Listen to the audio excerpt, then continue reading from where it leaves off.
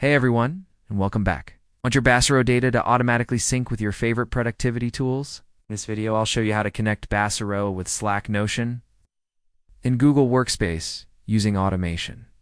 The secret is using a free automation platform like Make, COM, or Zapier. You'll need accounts for Baserow, your automation tool, and the apps you want to connect. First, create a new automation.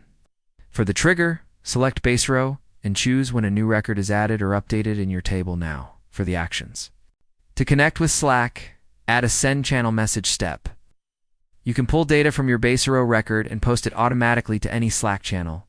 For Notion, add a create database item step. Map the fields from Baserow to your Notion database properties and new items will appear instantly. For Google Sheets, use an add row to spreadsheet action. Your Baserow data will automatically populate a Google Sheet in real time. You can even create two-way syncs, where changes in one app update the other automatically. Test your automation and turn it on. And that's it. You've just created a seamless workflow that keeps all your tools synchronized without any manual data entry. If you connect Baserow to your workflow, let me know which integration helps you most in the comments. See you in the next one.